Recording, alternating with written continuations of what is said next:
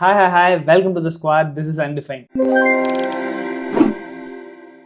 Undefined சேனல்ல யூஸ்வலா தி undefine podcast வரும் அண்ட் அது இல்லாமல் பாட்காஸ்டோட ஷார்ட்ஸ் வரும். பட் இது வந்து ஒரு டிஃப்ரெண்ட் ஆன ஒரு ப்ரோக்ராம் அப்படின்னு சொல்லி வச்சுப்போமே. ஓகேவா? ஸோ யூஸ்வலாக வந்து அந்த வீக்கில் என்னெல்லாம் நடந்துச்சோ எல்லாத்தையும் பாட்காஸ்ட்டில் கவர் பண்ணுவோம். பட் இது வந்து ஒரு அதில் இருக்கிற ஒரு ஸ்னிப்பட்ஸ் அப்படின்னு வச்சுக்கலாம். Okay, this is undefined snippets. நீங்கள் வந்து இந்த நியூஸ் வந்து கேள்விப்பட்டீங்களா அப்படின்னு சொல்லி தெரியல. பட் எனக்கு இதை பார்க்குறப்ப கொஞ்சம் ஆச்சரியமாக இருந்துச்சு அண்ட் கொஞ்சம் ஹாப்பியாகவும் இருந்துச்சு அப்படின்னு சொல்லலாம். ஸோ என்ன அப்படின்னா, ஒரு சைனீஸ் கம்பெனி இருக்கு.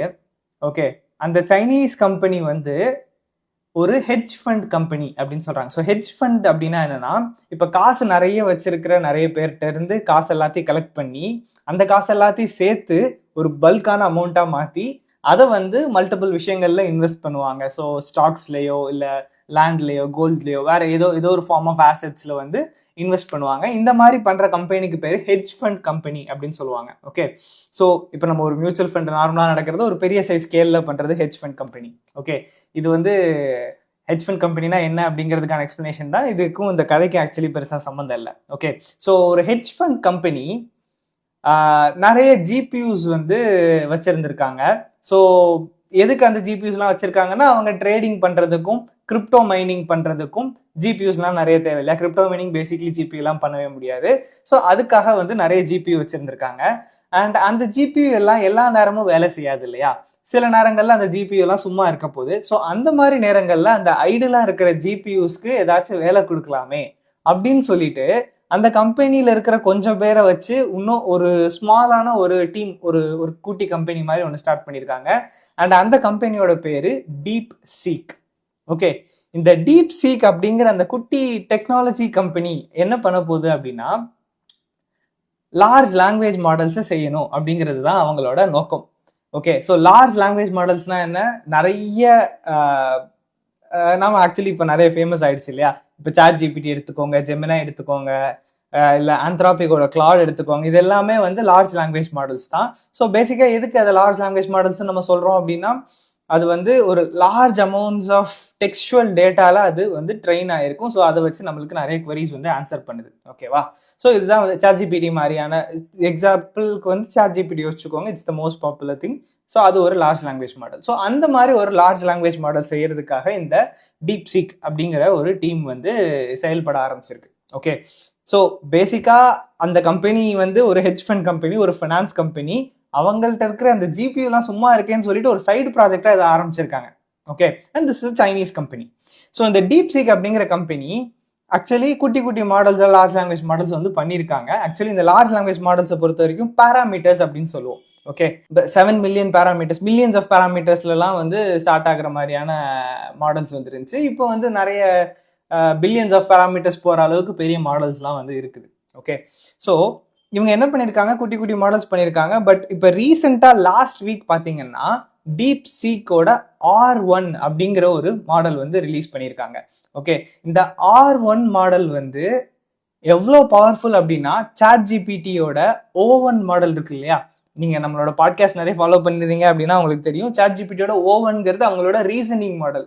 ஸோ அதுவே ஒரு கன்க்ளூஷன் வந்துட்டு அது கரெக்டா தப்பான்னு அதுவே திரும்ப யோசிச்சு பண்ணும். அண்ட் மேத் அண்ட் மற்ற விஷயங்கள் ரீசர்ச்க்குலாம் வந்து ரொம்ப ஆக்யூரேட்டா இருக்குது அப்படின்னு சொல்லிட்டு இருந்தாங்க அந்த சாட் ஜிபிடியோட சாட் ஜிபிடிங்கிறத விடுங்களேன், ஓப்பன் ஏஐயோட O1 அப்படிங்கிற அந்த மாடல். ஓகே, ஸோ அந்த O1 மாடலை விட இது வந்து பெட்டரா பெர்ஃபார்ம் பண்ணுது அப்படின்னு சொல்றாங்க. O1 மாடலோட பெட்டரா பெர்ஃபார்ம் பண்ணுது, கூகுளோட ஜெமினாயோட பெட்டரா பெர்ஃபார்ம் பண்ணுது, அண்ட் ஆந்த்ராபிக்கோட கிளாடோட பெட்டரா பெர்ஃபார்ம் பண்ணுது. இதெல்லாம் வந்து லீடிங் ஏஐ சிஸ்டம்ஸ் இல்லையா? இது எல்லாத்தோட இது பெட்டரா பெர்ஃபார்ம் பண்ணுது அப்படின்னு சொல்றாங்க.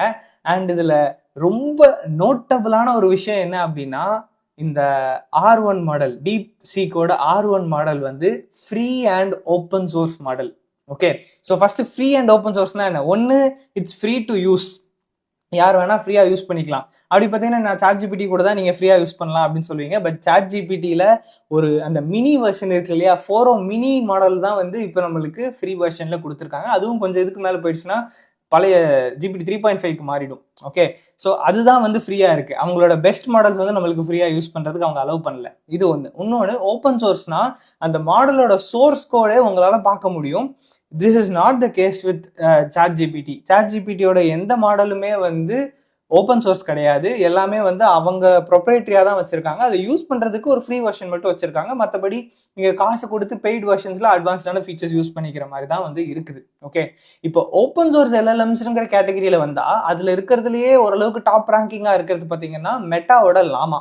மெட்டா இருக்கு இல்லையா, ஃபேஸ்புக். நம்ம மார்க் மாமா வந்து லாமா அப்படின்னு ஒரு மாடல் விட்டுருந்தாரு. அண்ட் அதுதான் வந்து நம்ம வாட்ஸ்அப், இன்ஸ்டாகிராம்லாம் மெட்டா ஏன்னு வருது இல்லையா, அது வந்து அந்த மாடலை பேஸ் பண்ணி தான் வந்து செஞ்சிருக்காங்க. ஓகே, ஸோ அதுதான் வந்து ஓப்பன் சோர்ஸாக வச்சிருந்தாங்க. ஸோ அது யார் வேணா டவுன்லோட் பண்ணி நம்ம லோக்கலாக கூட ஃப்ரீயாக ரன் பண்ணிக்கலாம் அப்படிங்கிற மாதிரியானது. அது வந்து நல்ல ரேங்க்ல இருந்துச்சு. But it was not up to the mark with chat GPT and Gemini அளவுக்கு இல்லாமல் கொஞ்சம் கம்மியாக இருக்கிற மாதிரி இருந்துச்சு. பட் இது ஓப்பன் சோர்ஸாக பண்ணியிருக்காங்க. அண்ட் இது மற்றதை விட நல்லா பர்ஃபார்ம் பண்ணுது, which is something that I really didn't expect. இந்த மாதிரி ஒரு விஷயம் வரும், இந்த மாதிரி ஒரு விஷயம் நடக்கும் அப்படிங்கிறதே வந்து நான் எக்ஸ்பெக்ட் பண்ணலை. ஸோ அந்த வகையில் பார்க்குறப்ப இது வந்து ஒரு ரொம்ப நல்ல விஷயமா படுது. ஏன்னா இவ்வளோ ஒரு நல்ல மாடல் பண்ணிட்டு அதை ஃப்ரீ அண்ட் ஓப்பன் சோர்ஸாக பண்ணியிருக்காங்க. ஸோ அவங்க வந்து இதை மணி ஓரியன்டாக பண்ணல, சும்மா ஒரு சொசைட்டிக்காக அவங்க தானம் பண்ண மாதிரி தான் இருக்குது இது பார்க்குறப்ப. ஓகே, இது வந்து இவ்வளோ நல்லா பண்ணுது அப்படிங்கிறது தெரிய ஆரம்பிச்சதுனால இதுக்கு வந்து ஆப்வியஸ்லி டெஸ்க்டாப் ஆப்பும் இருக்கு, ஃபோன் ஆப்பும் இருக்கு.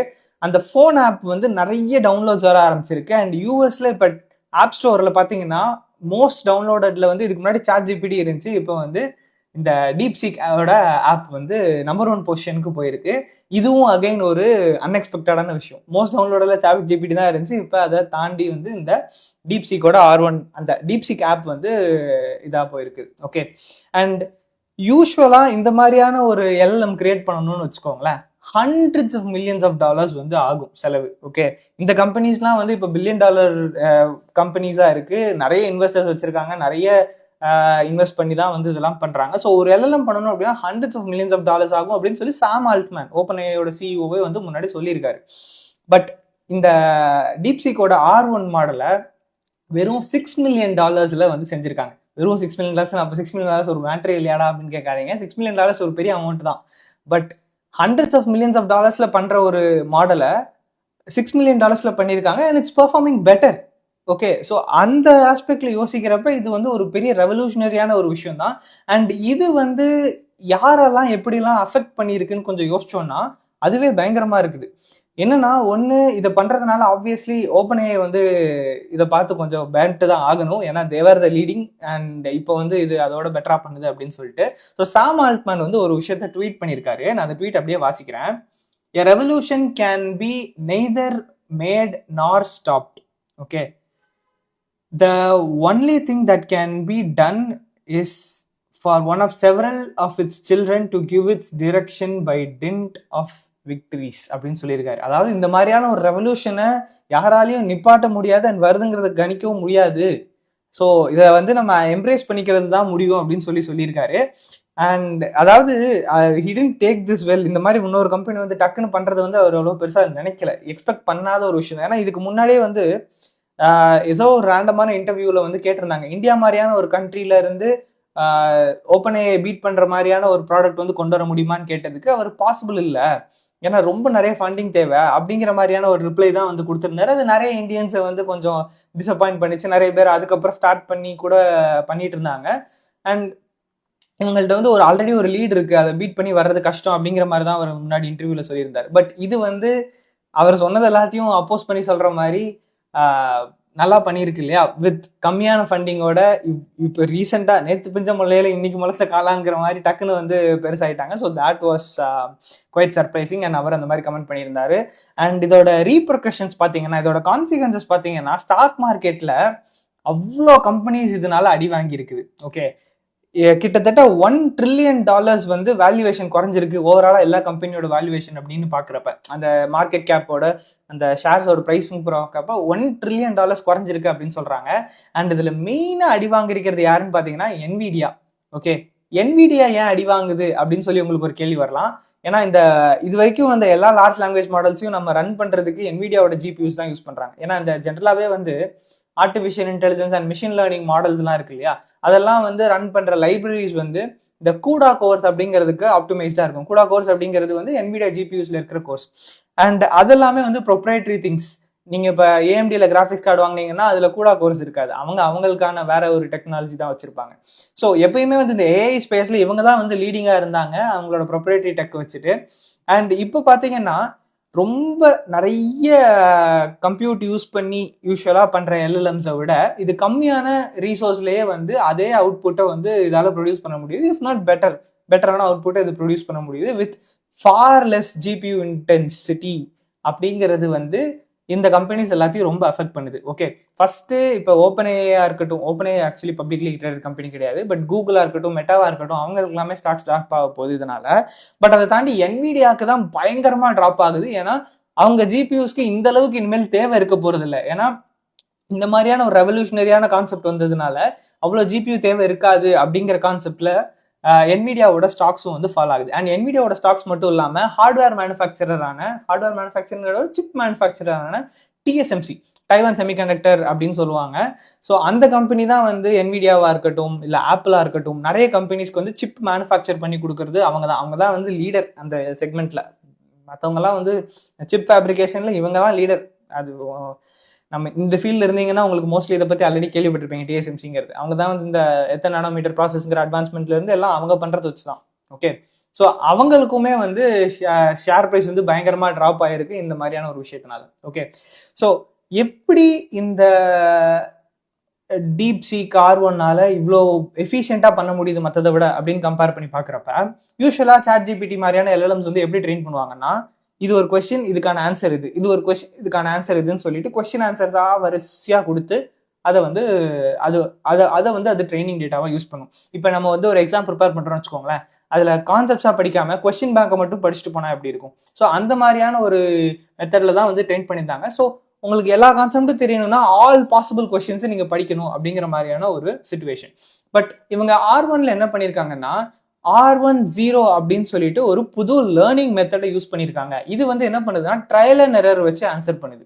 ஓகே, ஒரு கொஸ்டின் இருக்குன்னா அதுக்கு மல்டிபிள் டைம்ஸ் வேற பாசிபிலிட்டியில ஆன்சர் பண்ணி அதுல எது கரெக்ட் அப்படிங்கிறத புரிஞ்சு வச்சுக்குது. இது வந்து நம்ம யூஸ்வலா நம்ம ஒரு விஷயத்த கத்துக்கிறதுக்கு இந்த மாதிரி தானே யூஸ் பண்ணுவோம். நம்ம ரியல் லைஃப்ல ஒரு சின்ன குழந்தை எடுத்துக்கோங்க. அந்த சின்ன குழந்தை வந்து ஒரு விஷயத்த ஒரு ஜாமானை பிக் பண்ண ட்ரை பண்ணுது கையை வச்சுனா, வேற ஏதாவது ட்ரை பண்ணி பார்க்கும். அப்புறம் சம்திங் ஃபைனலி ஒர்க் ஆனோன்னா அதை யூஸ் பண்ணிக்குது.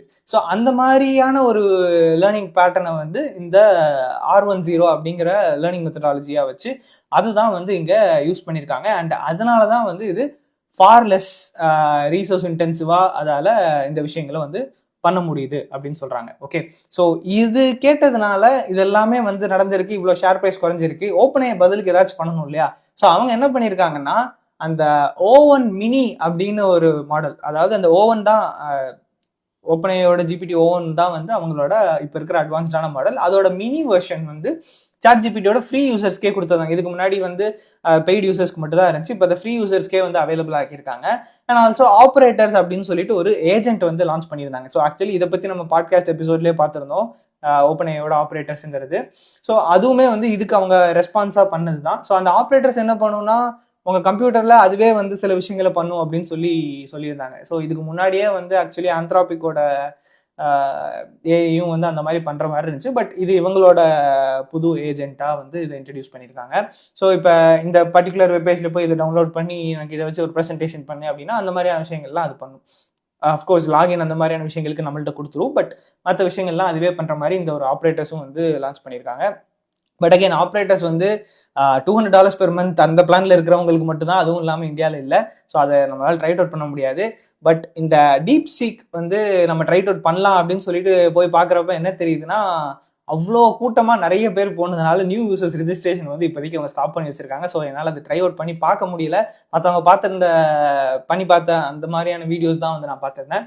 அடுத்து எப்போ எனக்கு ஆக்சஸ் கிடைக்குதோ அப்போ நான் அதை ட்ரைட் அவுட் பண்ணி உங்களுக்கு இன்னொரு வீடியோவாக கொண்டு வரேன். பட் இதுதான் வந்து இந்த நியூஸ். ஆக்சுவலி நான் வந்து யாருன்னே தெரியாத எங்கேருந்தே வராத ஒரு கம்பெனி வந்து டக்குன்னு வந்து இப்படி ஒரு ஸ்பேஸ்ல பெருசாகிறாங்க இல்லையா?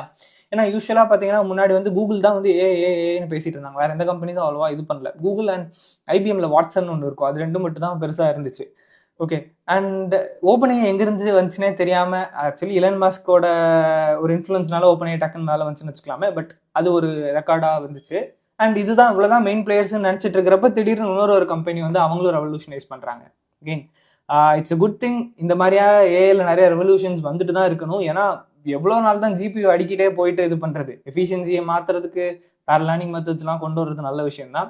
So I really support this thing. And இது எப்படி நல்லா பர்ஃபார்ம் பண்ணுதா என்ன அப்படிங்கிறத வந்து வில் சி. எனக்கு ஆக்சஸ் கிடைச்சோன்னு நான் ட்ரைட் அவுட் பண்ணி பார்த்துட்டு உங்களுக்கும் சொல்கிறேன்.